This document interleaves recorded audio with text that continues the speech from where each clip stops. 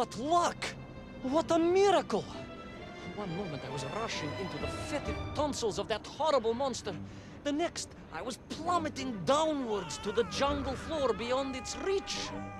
I prayed I would land on something soft. Perhaps your head. But nothing could have prepared me for what was about to unfold. An epic saga of pride, power, and revolution. A struggle for freedom the likes of which our world has never seen. And it happened like this.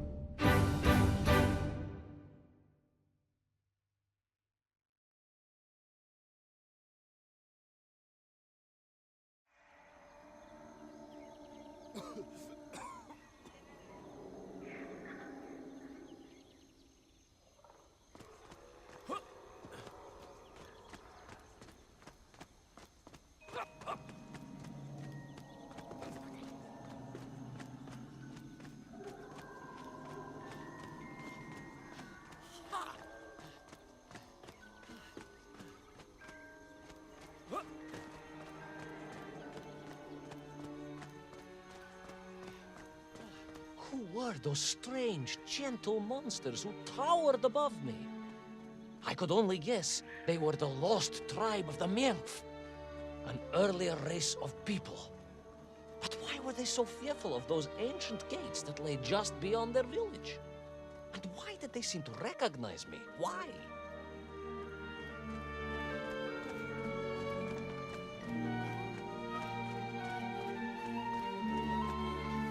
Yes, I'm also wondering why. No, a как же, General?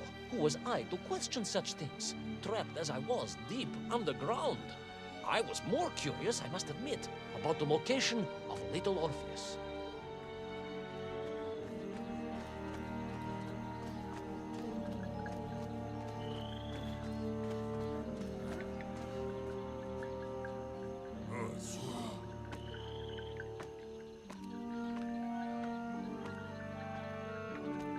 You talk of a great city, a mighty power. Yet your nymph squatted like savages in huts at its boundary. They did. And the answer to that mystery lay beyond my grasp at that point. Because it was a wonder, it truly was.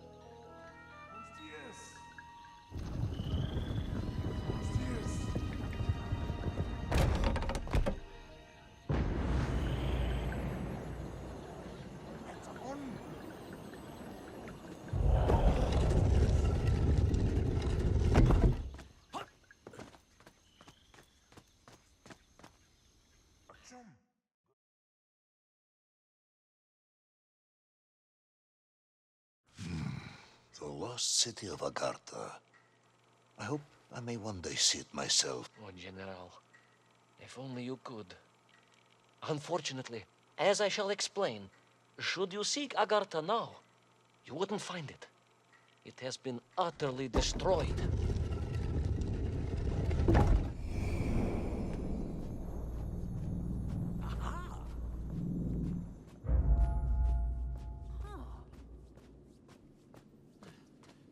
Utterly destroyed? Utterly, General, a tragic loss. A convenient loss. I imagine archaeologists weeping as I tell you. But most importantly, before we continue, you must understand one crucial fact about its destruction. Which is? It wasn't my fault.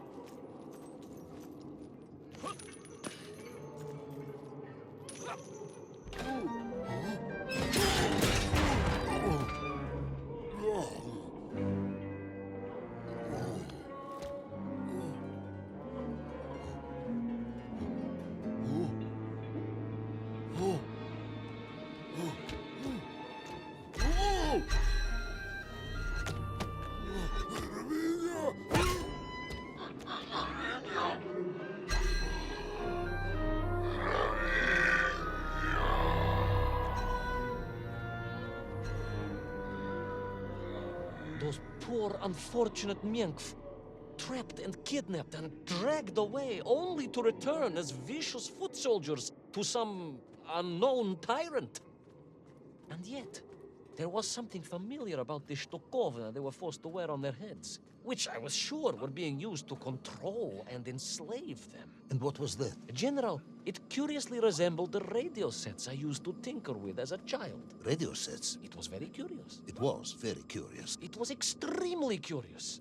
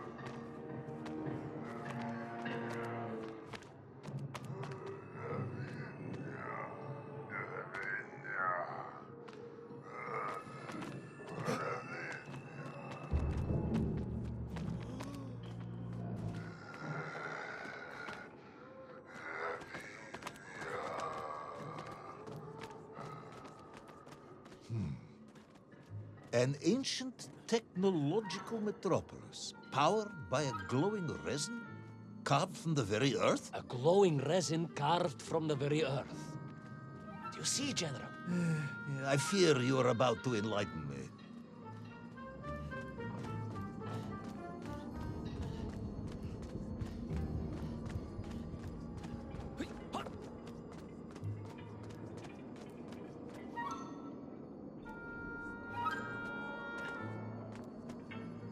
Little Orpheus must have been drained by the impact, but whoever had stolen it and brought it here was no doubt planning to use the Agarthan resin to charge up the atomic bomb, restoring the device to its full potential.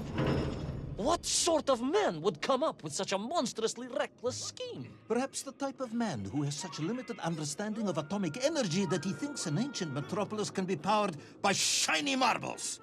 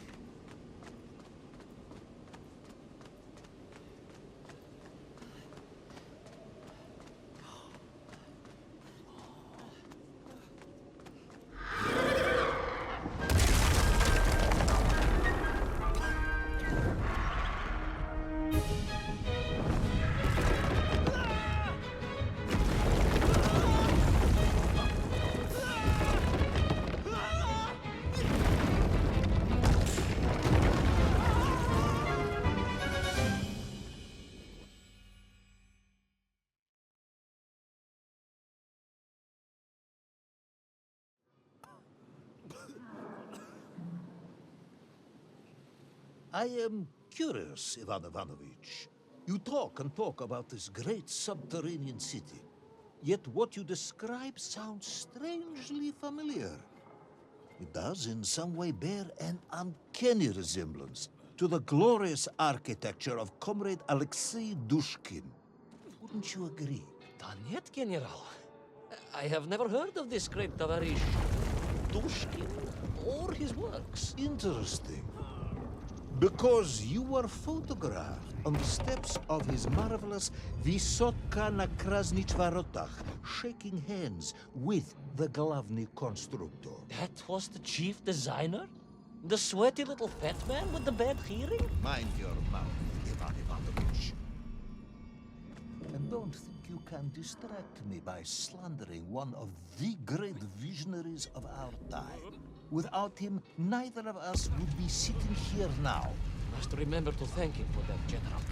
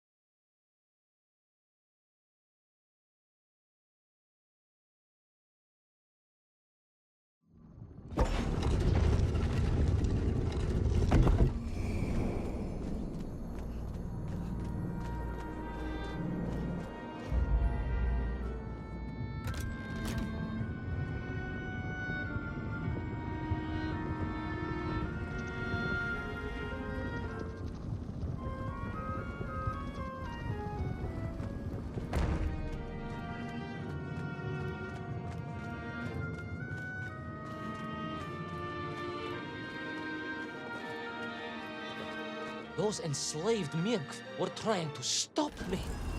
I was sure of that now. I find myself sympathizing with them, I must admit. No, General, then I have failed to win you over. Uh-huh. A point of agreement at last.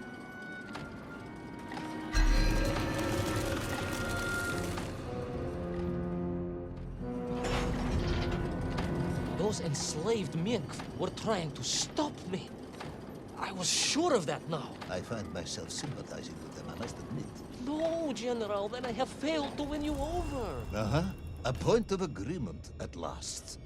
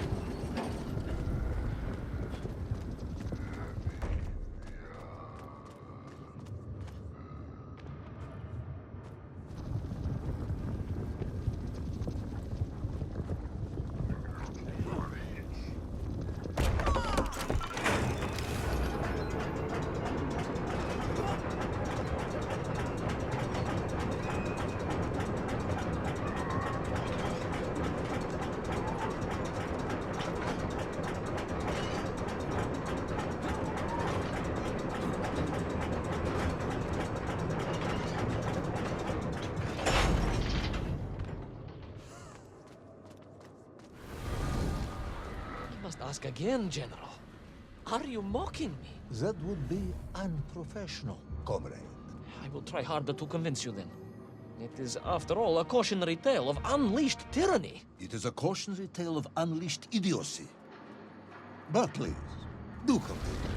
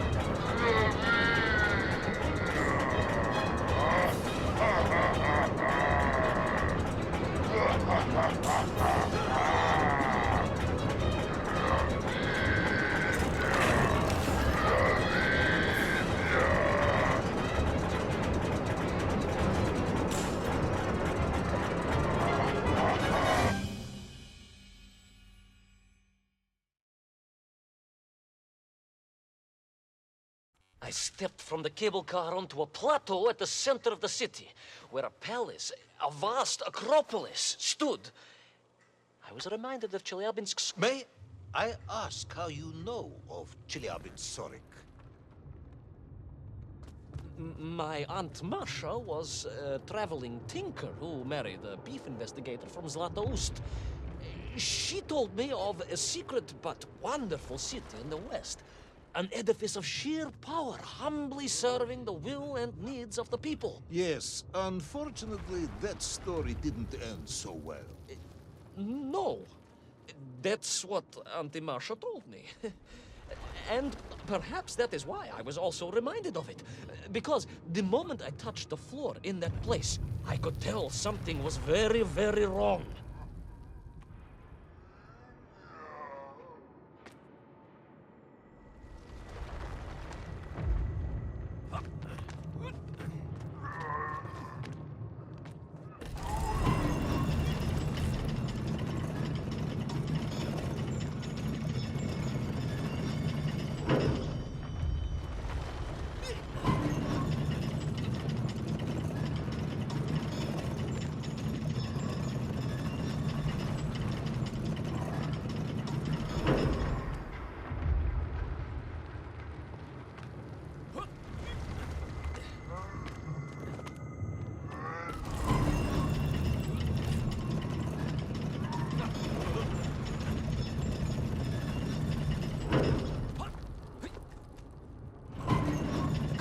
Began to shake, alarmingly, and the whole city felt as if it was shuddering.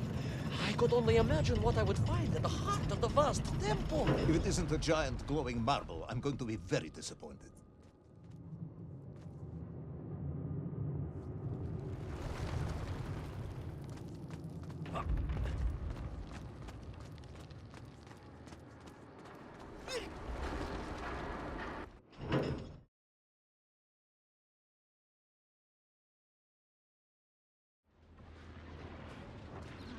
A huge resin sphere that overshadowed all of the others.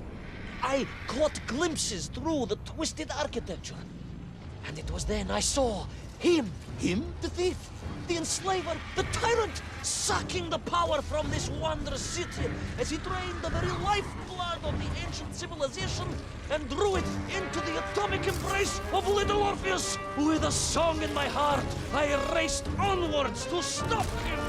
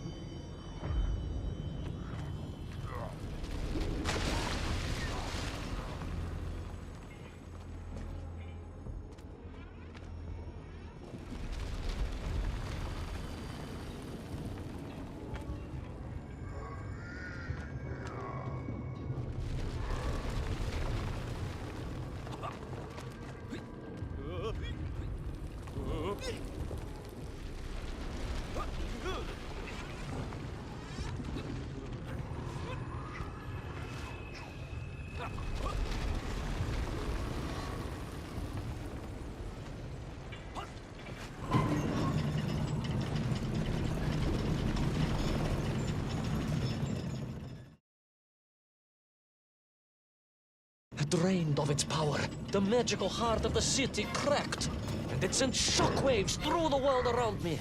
A true monster general, willing to bring down the mountain itself upon Agatha and bury it forever in his ruthless scheme. I could not save that wondrous place, General, to my shame and regret. But I resolved myself to avenge the nymph, to recapture little Orpheus, and to bring that tyrant to justice.